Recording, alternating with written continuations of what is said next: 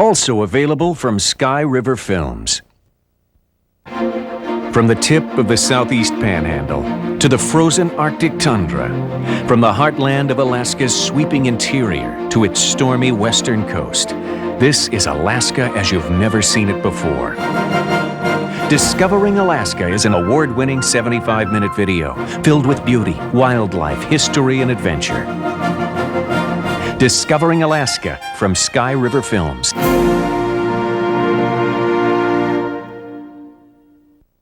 Wild Alaska is a magnificent visual portrait of wildlife on the last frontier.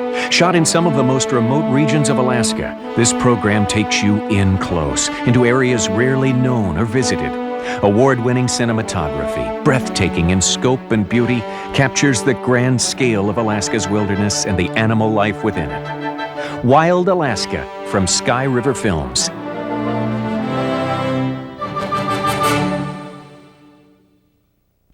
Finally, a video that captures all the excitement and adventure of engaging Alaska's best fighting game fish.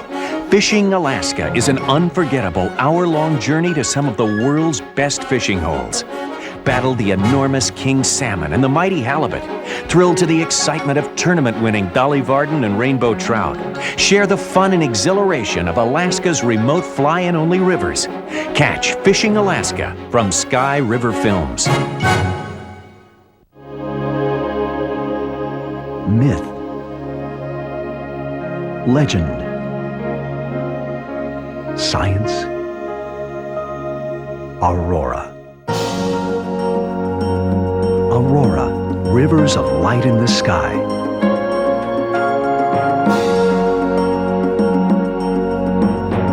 Aurora from Sky River Films.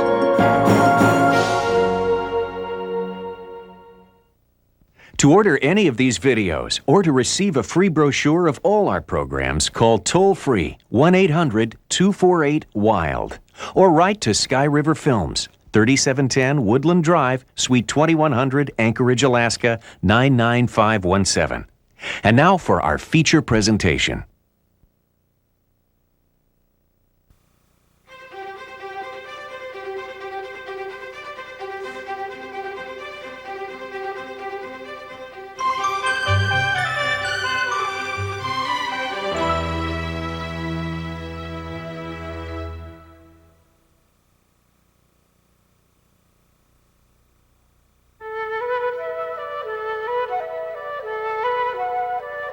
Once upon a time, giants lived in Alaska, a people who stood hundreds of feet tall and whose strides stretched for miles as they walked across the open land. They were a fearless people, filled with great spirit, though today they are gone. A beautiful maiden of the giant people was promised to marry a young brave.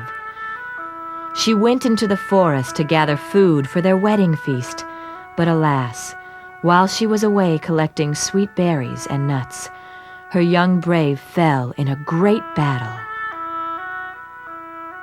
When the other maidens ran to tell her the terrible news, they found her fast asleep.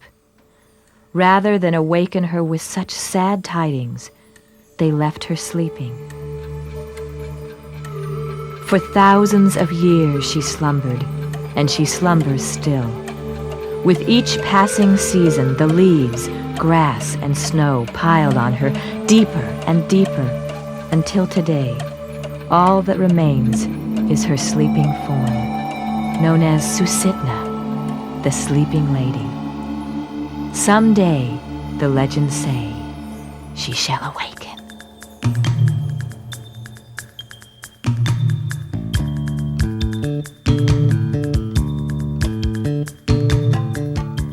One of the great beauties of Alaska is the diversity of her people and their relationships to the land.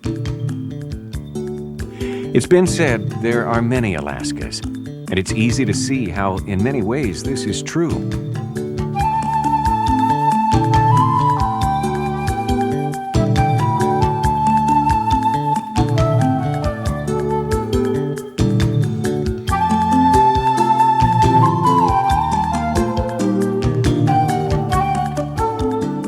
Alaska's regions are often defined by their differing climates and geography, and also by the very different ways in which Alaskans live.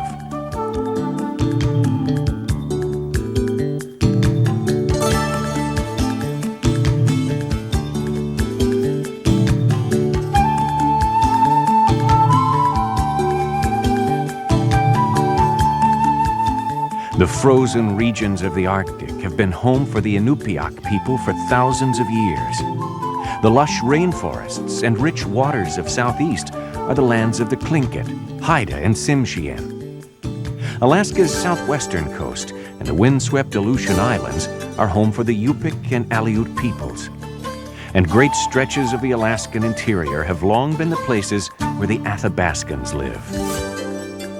Alaska's Eskimos, Indians, and Aleuts developed widely varying lifestyles, each superbly adapted to the environment around them. They lived in harmony with the land and the seas, and until the rest of the world began to be attracted to Alaska's signs of bounty and wealth, they flourished.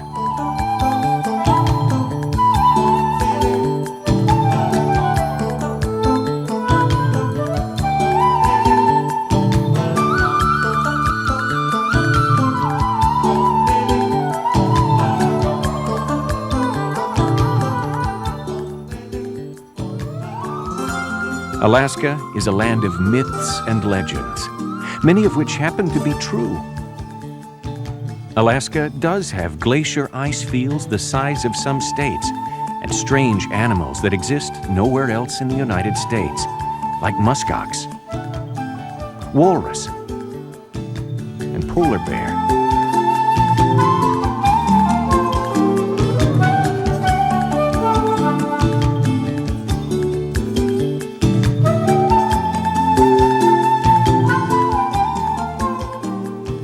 More than twice the size of Texas, Alaska stretches 2,500 miles from east to west. It crosses the international date line into the Eastern Hemisphere, the only state to do so.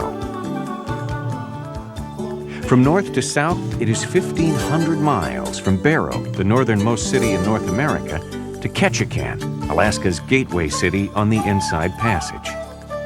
However, though it's a vast state, the size of California, Colorado, New Mexico, Arizona, Ohio, South Dakota, and Indiana combined, it's one of the smallest in terms of population.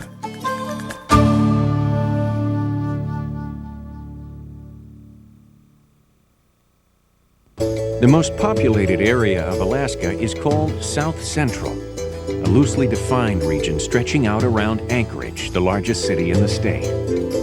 Over half the population of Alaska lives in South Central, around 300,000 people.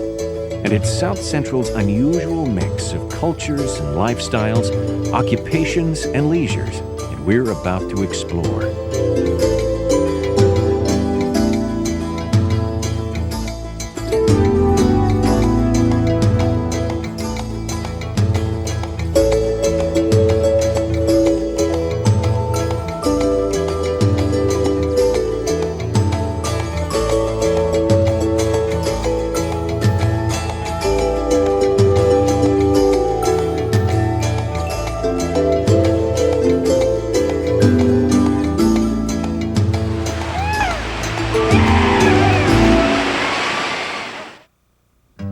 Although it's just far enough north to be left out of most conversations about South Central Alaska, the famous bush pilot town of Talkeetna, a major staging area for mountaineers climbing the highest peaks in North America, is where our South Central journey begins.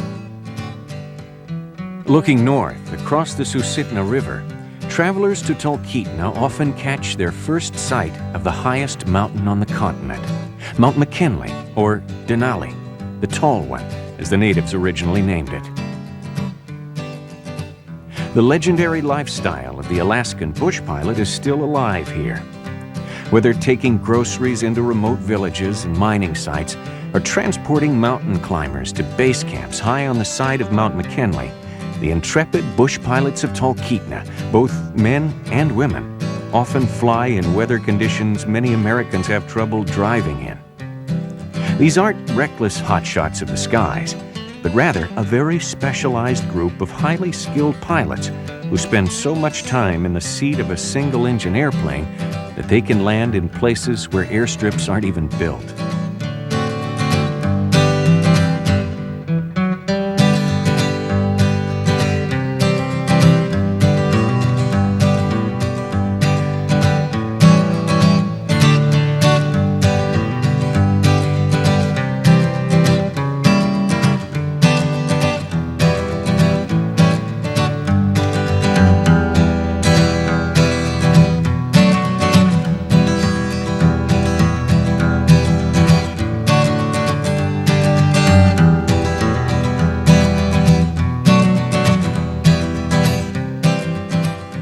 For another demonstration of just how good these pilots are, consider that during the Iditarod Trail Race, the 1,049-mile sled dog race from Anchorage to Nome, it's these skillful flyers, dubbed the Talkeetna Air Force, who bring most of the food and provisions into the remote checkpoints along the race. In some of the worst weather in the world, and over some of the ruggedest terrain in North America, they get supplies in, and exhausted dogs and people out.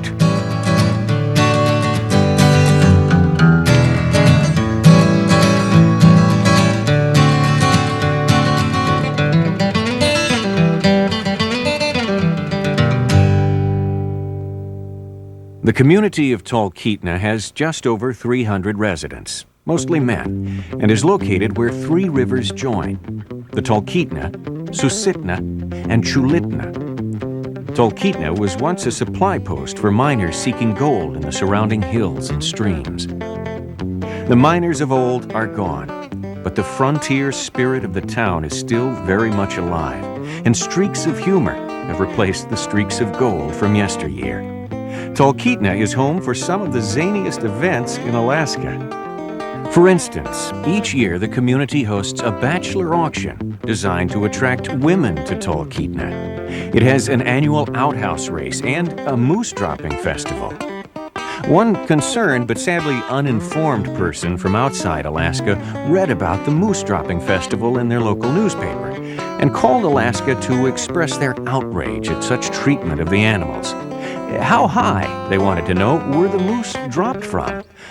Well, moose droppings are, of course, like cow patties. About 40 miles south of Talkeetna begins the Matanuska-Susitna Valley. Here again are places where history was made by the search for gold. The Independence Mine in Hatcher's Pass is just outside of Palmer, Alaska. It was one of the largest gold finds in Alaskan history. According to the local storytellers, gold was discovered here in September of 1906, when Robert Lee Hatcher was out hunting for rabbit in an alpine meadow. His shotgun blast missed the fleet-footed prey, but blasted gold nuggets out of the rocks. From such a fluke of luck began the Independence Mine. Not far from Independence Mine, as the raven flies, is the Matanuska Glacier. This spectacular inland field of ice, easily seen from the nearby Glen Highway, flows out of the Chugach Mountains. Its perpetually melting face gives rise to the turbulent, silt-laden waters of the Matanuska River, which flows through the heart of Alaska's most productive agricultural region, the Matanuska Valley. The Matanuska Valley got its name from Russian explorers who made their way into this region in the early 1800s. Matanuska is a derivative of the original Russian term that means Copper River people. The river basin region was the home of the Tenina Indians long before any Europeans explored here. However, large settlements began here just a few decades ago. While Alaska's native heritage goes back for thousands of years, in terms of the westernization or Americanization of Alaska, its history is very young. Only within the past century have most Southcentral communities been born, and the towns of the Matanuska Valley are even younger still.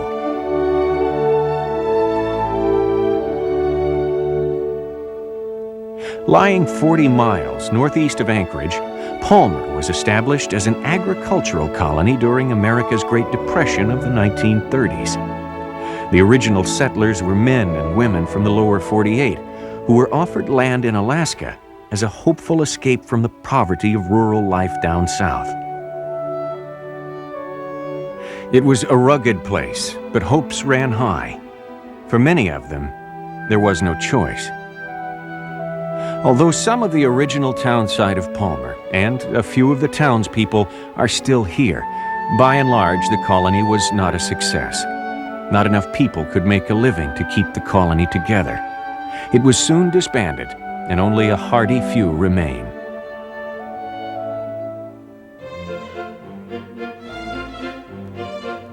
One interesting historical tidbit about the original Matanuska colony was its money.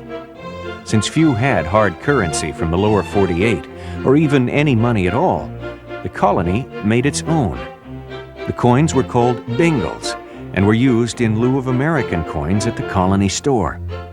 Using the bingles was also a way for the colony store to make sure that all the money spent by the colonists went through its cash register. Of course, it didn't take long for nearby merchants to learn of the scheme and begin accepting bingles too. Bingles were as good as the United States currency until the Second World War.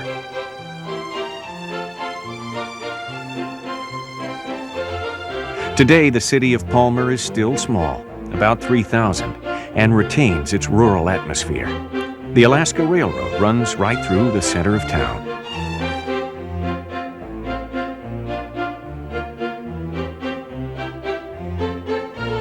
Another remnant of its agricultural heritage is the Alaska State Fair, held at the end of August each year.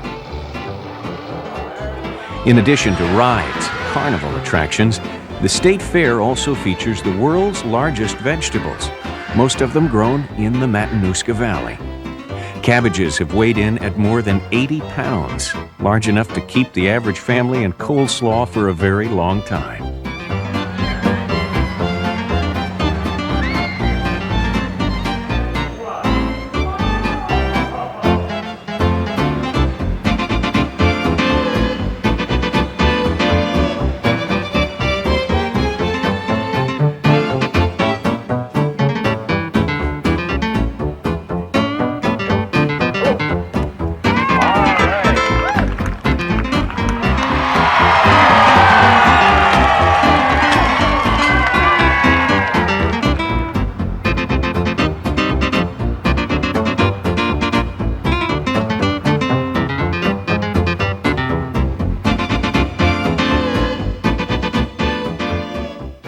Palmer is also the home of a unique Alaskan product, kiviut.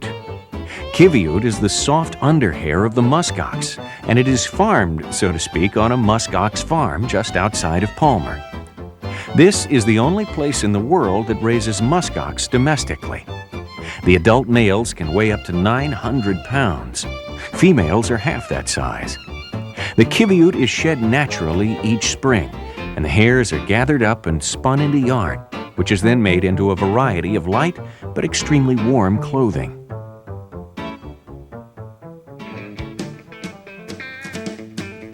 Just east of Palmer is Wasilla, named for a Kanik Indian chief. Wasilla sits at the end of Kanik Arm, one of two watery passages that border the front of Anchorage. Slightly larger than Palmer, Wasilla is known throughout Southcentral for its recreational lakes.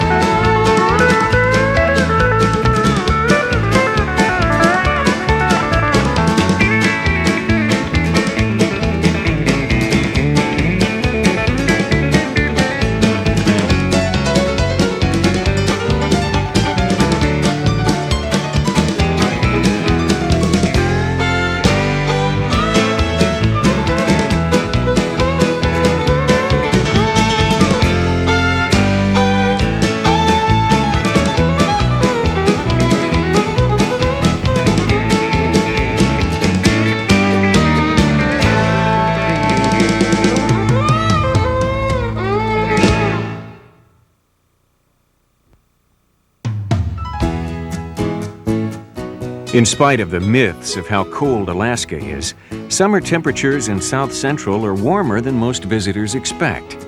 There are some days when the temperature soars into the 80s, but the summer average for South Central is mostly in the mid-50s. This is very comparable to Eureka, California. South Central winters are not too cold either, unless you compare them with Hawaii or Florida. In fact, during the coldest month of the year, January, South Central has an average temperature of 13 degrees. This makes it a warmer place on average than Bismarck, Duluth, or Minneapolis. There are winter warm spells, too. Sometimes the winter temperatures shoot up into the upper 30s, and the snow begins to melt. These periods are called Chinooks, but unfortunately rarely last very long. Occasionally, a Chinook comes to South Central while there's a cold snap in the lower 48. One year, South Central Alaskans were pleased to see that it was warmer here than in Miami or Atlanta. Halfway into Anchorage from Wasilla is Eklutna, a very small community, but with quite a bit of charm. The Eklutna area includes Thunderbird Falls and Eklutna Lake. The community also has a very picturesque cemetery. Small, brightly colored funeral boxes, called burial caches, are set in the cemetery. There is also a small Russian Orthodox chapel on the grounds. It has a distinctive onion-shaped dome. The business and residential heart of South Central Alaska is Anchorage, also the largest city in the state. Like Palmer, Anchorage was founded less than a century ago. The first town site started in 1916 around Ship Creek as, naturally, an anchorage for ships. Originally just a tent city in the wilderness, Anchorage was a midpoint in a multi-million-dollar effort to link the existing rail lines coming out of Seward in the south with the town of Fairbanks to the north. President Warren G. Harding drove the Golden Spike that completed the railway in 1923. Although Anchorage started out as nothing more than a railroad camp, its population soon began to expand. During the Second World War, nearby military bases were built as part of the American defense strategy for the Pacific.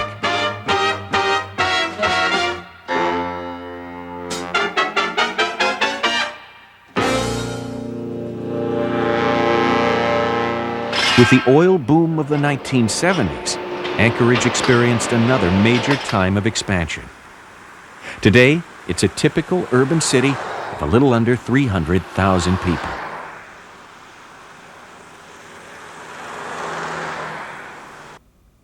The date was March 27th, 1964, the Friday before Easter. It was a beautiful spring day, but the calm pace of the warm Good Friday afternoon was about to be shattered. Deep inside the Earth's crust, incredible forces were straining. Powerful, violent, terrifying tensions long in the making. Let go.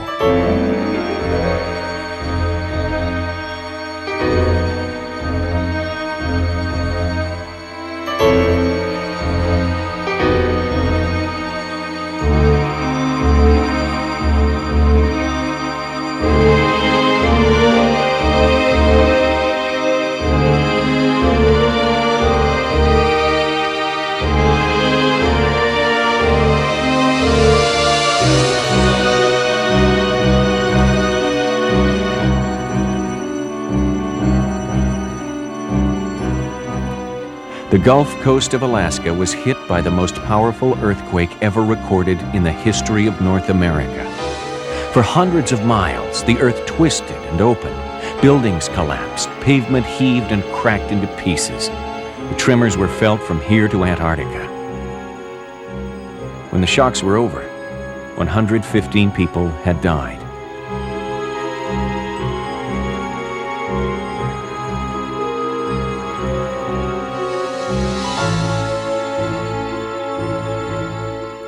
Alaska was declared a national emergency area, and massive federal help allowed Alaskans to rebuild.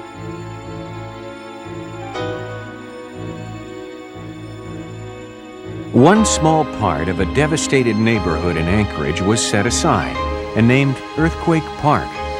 It still remains today as a jumbled reminder of the overwhelming forces nature unleashed that day. Still being quite young, Anchorage has a somewhat mixed personality as a city. As Alaskans say, we do things a bit different up here. Indeed, such differences aren't hard to find. From running dog sled races through the middle of downtown, to its somewhat unique mixture of rustic and modern architecture, Anchorage has a little bit of everything that people come north to find.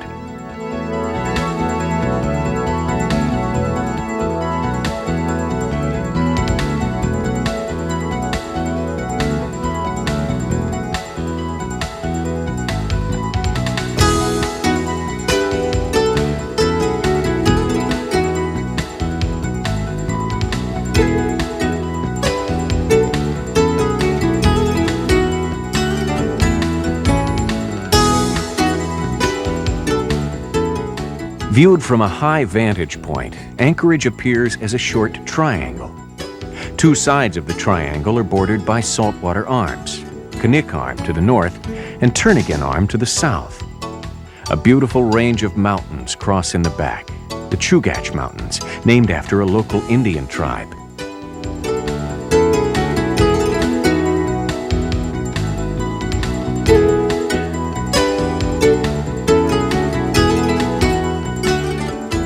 For the visitor to Anchorage, a few clues about the geography of the town can be helpful. When the streets were first laid out, they were planned in a classic north-south, east-west style. From A Street to the waterfront, the streets are alphabetic. And from the railroad station south to the international airport, the streets are numerical. Streets with names start at A Street and go east, again alphabetically. Thus, Barrow Street comes before Cordova, and Eagle after Denali. As you walk downtown, you might notice there's no J Street.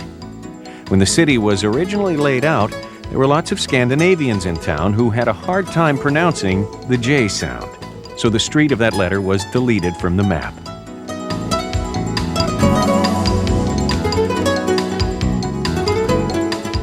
Downtown is the heart of the city. During the summer, 1 million visitors travel these sidewalks, moving through Anchorage on their way to the far reaches of the state.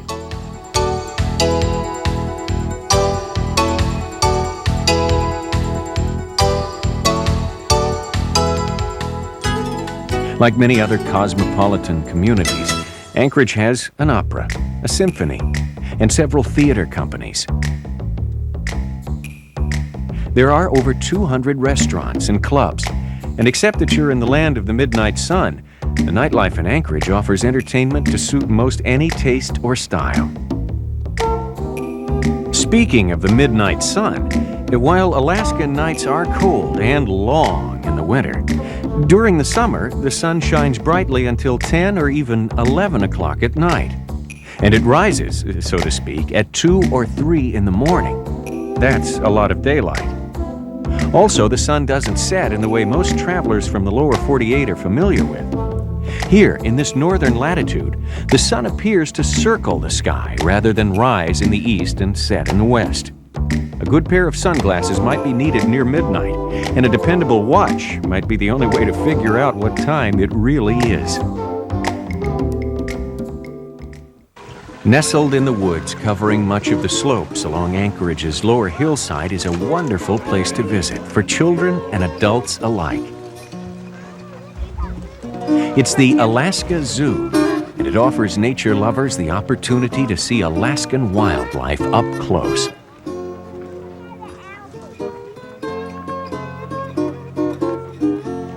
Virtually all of the animals at the Alaska Zoo were brought here after being found in the wild with injuries or as orphans.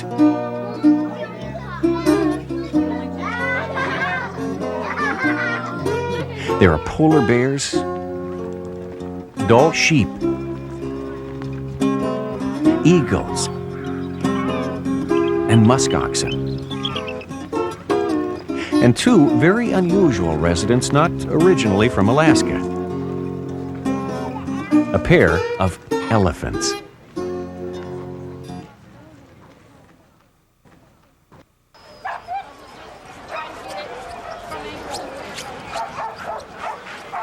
One major highlight of every South Central winter is the start of the Iditarod sled dog race. Called the last great race on Earth, this world-renowned event is a grueling 1,049-mile contest that pits world-class dog teams against one another and the Alaska wilderness.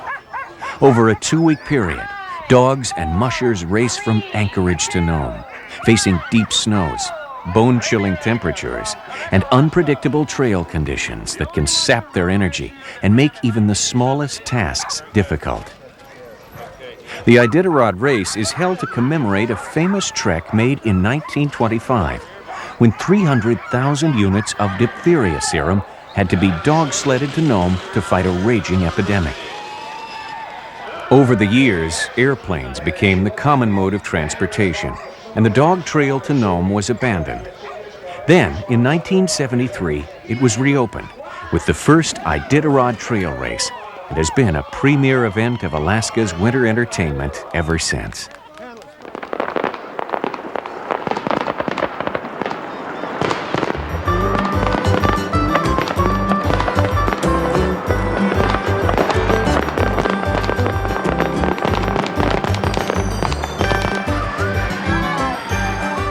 Also during the winter, Anchorage hosts the Fur Rendezvous Festival, called the Rondi.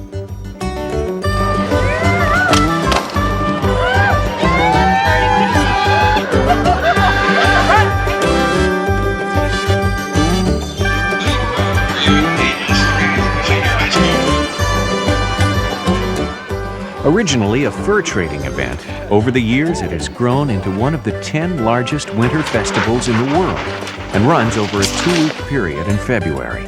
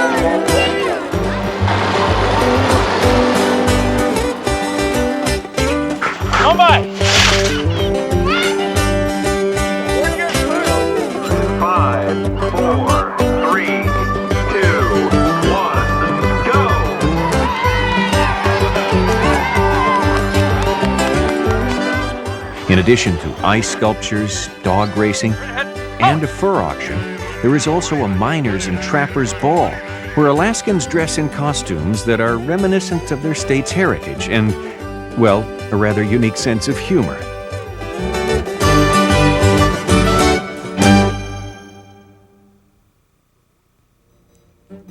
For more than 60 years, aviation has played a vital role in the development of Alaska.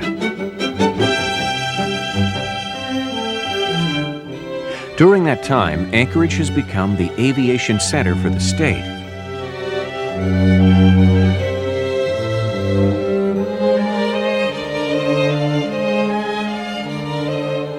It's been called the air crossroads of the world because Anchorage lies equidistant from Europe, Asia, and the east coast of the lower 48. More cargo passes through the Anchorage International Airport than at JFK and LAX combined.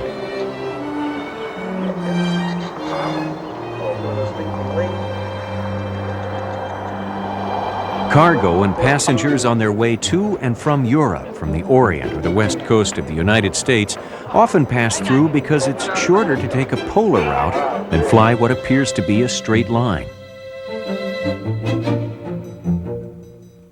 Anchorage has the busiest private airport for small planes too, Merrill Field, and the busiest private float plane facility at Lake Hood.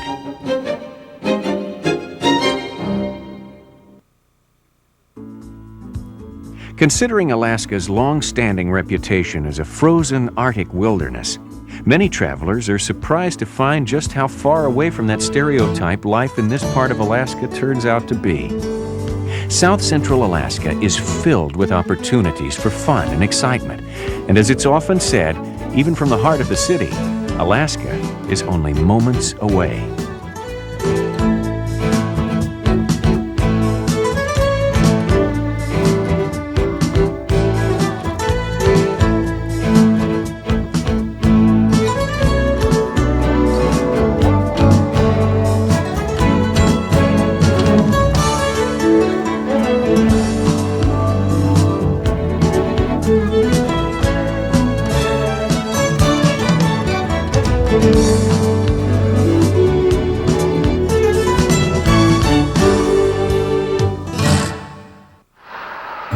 Driving south out of Anchorage, visitors come to one of South Central's most popular wildlife venues, right at the edge of the city. Here, in an area called Potter Marsh, many species of birds stop to rest and feed each spring and fall on their annual migration paths. An observation boardwalk allows birdwatchers an excellent viewing option.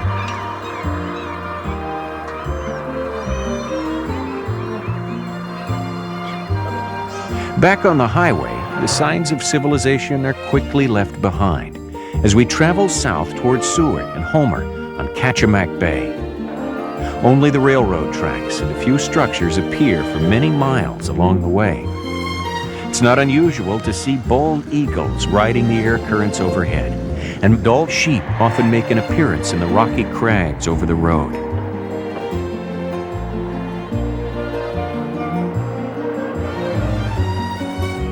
The water alongside the road is called Turnagain Arm, where occasionally beluga whales are spotted as they break the surface to take a breath of air.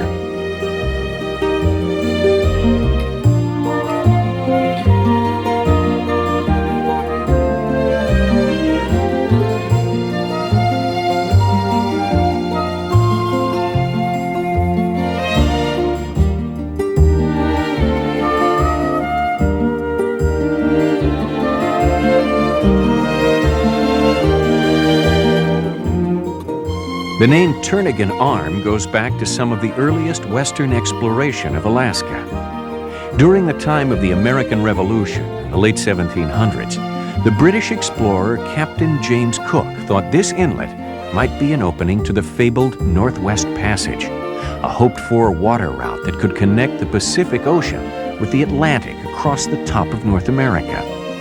He sailed into the Arm, but alas, when the tide went out, his ship became stuck on the mudflats. As the tide rolled back in, Cook was able to turn again to get out, and thus he named the Arm.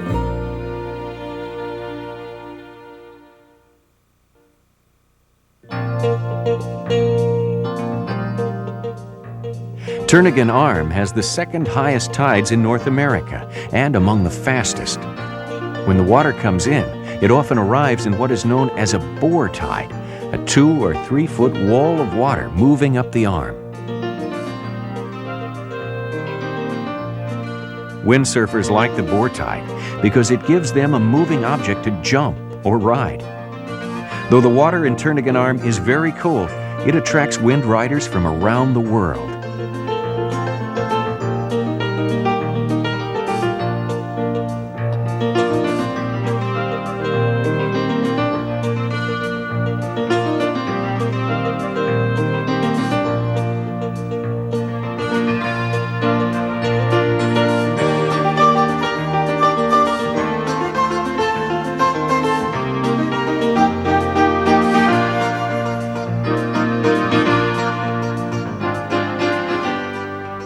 30 miles south of Anchorage is the ski resort area around Mount Alyeska.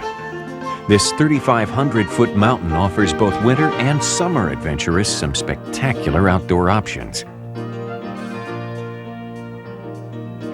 In the winter, Mount Alyeska skiers can challenge runs ranging from low beginner slopes to expert areas on the upper glaciers and forest-covered ridges. National and international ski events are frequently held in this beautiful setting. In the summer, the chairlifts still carry sightseers to Mount Alyeska's summit. And the nearby Crow Creek Mine has a gold panning stream where lucky modern-day miners still find an occasional spot of color in the pan.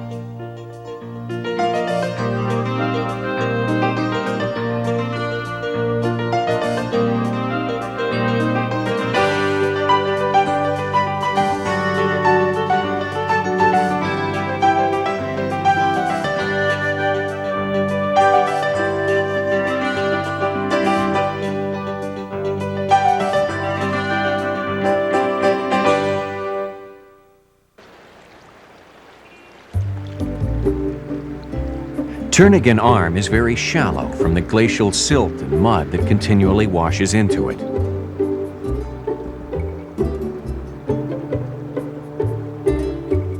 Much of this silt comes from Portage Glacier, whose ancient remains are easily accessible to travelers driving down the Seward Highway.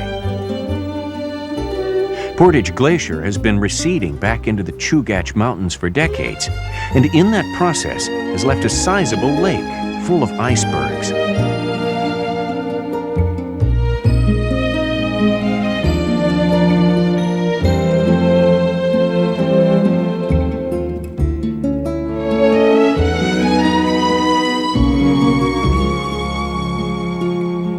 Though it cannot be seen from the surface of the water, Portage Lake is several hundred feet deep.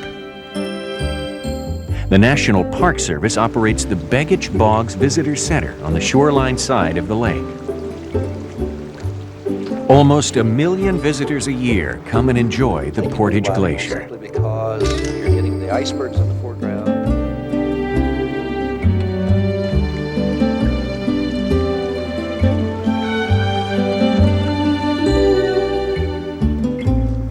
Leaving Portage Glacier and continuing toward the south, the road bends around the end of Turnagain Arm and rises quickly into the mountainous regions of Turnagain Pass. This pass is the entry point into the Kenai Peninsula. There are two major directions travelers may head. We'll start by going east. Heading east, the road continues on until it ends at the town of Seward, built along the shores of Resurrection Bay. These sheltered waters inside the bay were used by the Russians as a maritime port in the 1700s. Today, they serve the same purpose. The Seward docks handle millions of tons of cargo on its way in and out of the Northland. Commodities of all kinds come into Alaska from the lower 48, and one of Alaska's most abundant exports, coal, is loaded in Seward for shipments to markets in Asia. The town of Seward was named in honor of William H. Seward, Abraham Lincoln's Secretary of State, who negotiated the purchase of Alaska in 1867 from the Russian Tsar. Dubbed as Seward's Icebox, Seward's Folly, and Walrussia, the purchase was considered a waste of money at the time. After all, who would want a land full of nothing but ice and snow? Today, of course, Alaska's value is estimated a bit more favorably. Being a year-round, ice-free port made Seward an ideal southern terminus for the Alaska Railroad, and in 1902, the permanent town site was founded. In 1915, two sourdoughs in Seward made a bet that became the beginning of a famous race still held today. Their wager centered on how long it might take to race up and down a local 3,000-foot mountain, now called Mount Marathon. On July 4th, Seward sponsors the Mount Marathon Race, in which contestants run to the top of the mountain and back to sea level.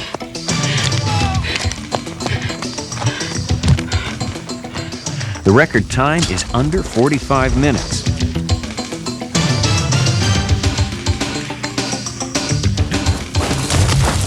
It's a grueling race in which only the most seasoned runners have any chance of winning.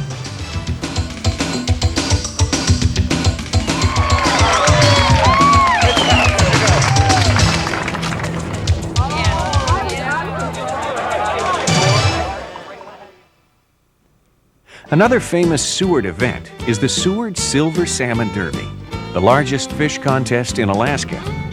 Starting the second week of August and continuing for 8.5 days, cash prizes are given for a wide variety of fish. Some of the prize-winning silver salmon come in at just under 20 pounds. A lot of good eating, even if it doesn't take the $10,000 grand prize.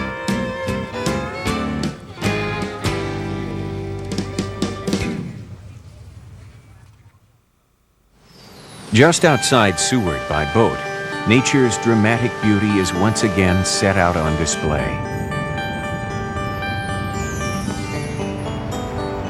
This breathtaking corner of the Great Land is called the Kenai Fjords.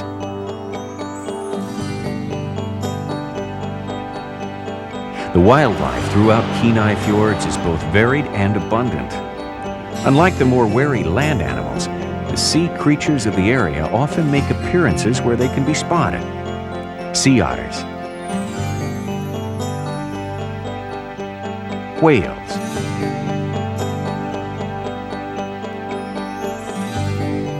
seals, and sea lions are just a few of the creatures found in and amongst the icebergs and rocky outcroppings.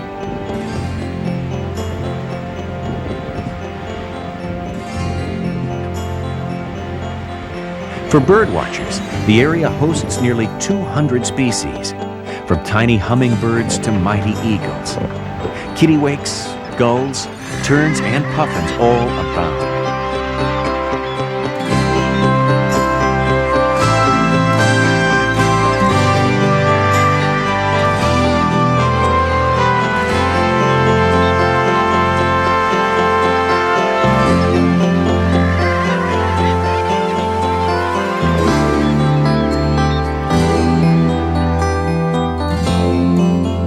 Retreating along the paths they originally carved during their advance to the sea over 50,000 years ago, the spectacular glaciers of the Kenai Fjords are revealing more and more new coastline every year.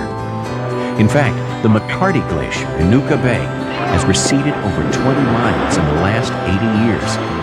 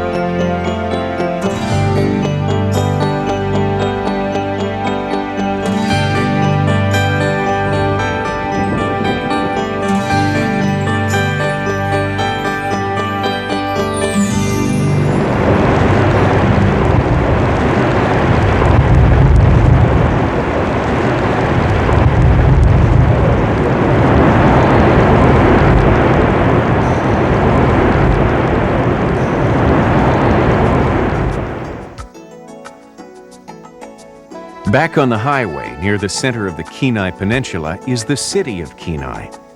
Kenai is one of the oldest settlements in South Central, maybe the oldest.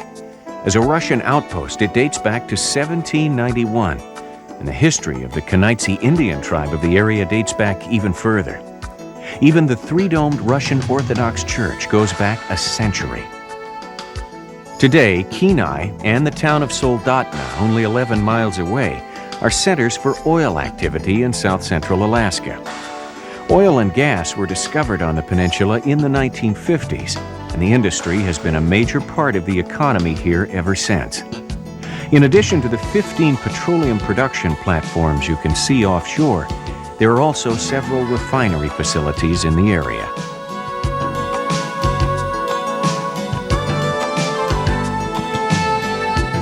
Some of the largest king salmon in the world are taken out of the Kenai River each year.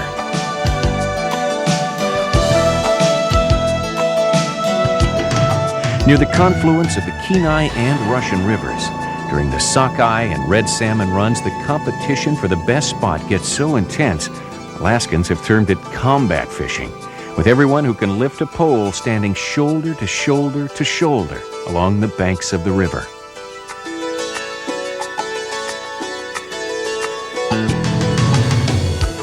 But hiking, river rafting, and more remote sport fishing options are just a few minutes away from these busy centers of activity.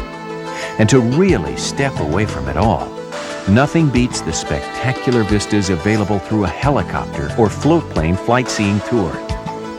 This is truly a unique way to experience the vast beauty of Alaska.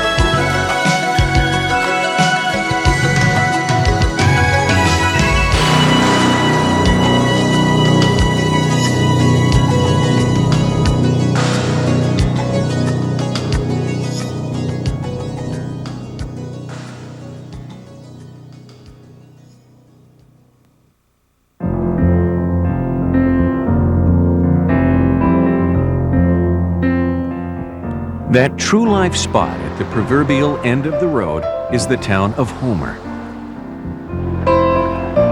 This spot is as far west as you can drive in Alaska on a road that's still connected with the lower 48 states.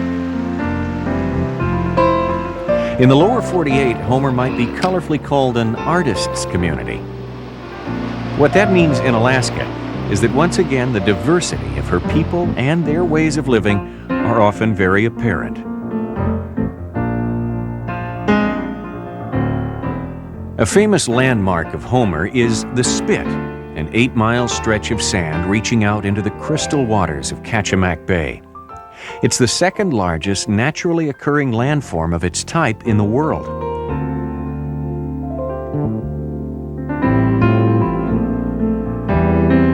A harbor is toward the end of the Spit, and along both sides of the sandy peninsula are hundreds of charter boats that take enthusiastic sports fishing people out after halibut, salmon, and lingcod, and other visitors on various photographic safaris.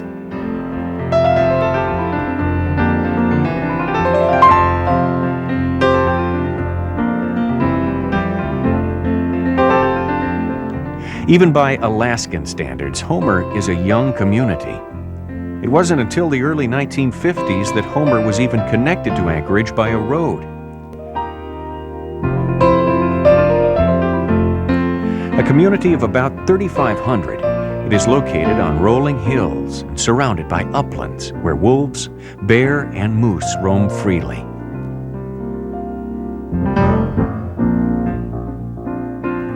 It is also world-renowned for one particular fish which swim abundantly in these waters, the halibut. These monsters of the sea reach lengths of more than 8 feet and weights exceeding 400 pounds. While not everyone catches record-size halibut, fish in the 100-pound range are not uncommon, but they often bottom feed in 600 fathoms of water. That's 4,800 feet, deep water.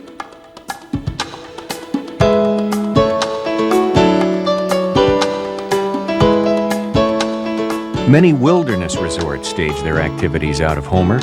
Tucked away in the inlets and estuaries around Kachemak Bay are first-class hunting, fishing, and wilderness lodges, which cater to the traveler who really wants to leave city life behind.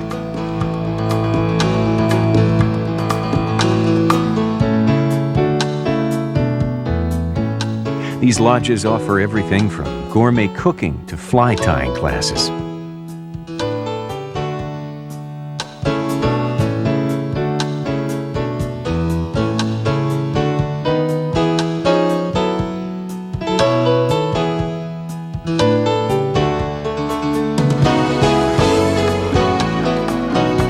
Southcentral's unusual mix of cultures and lifestyles, history and heritage makes delightful exploring for both adventurous and casual travelers alike.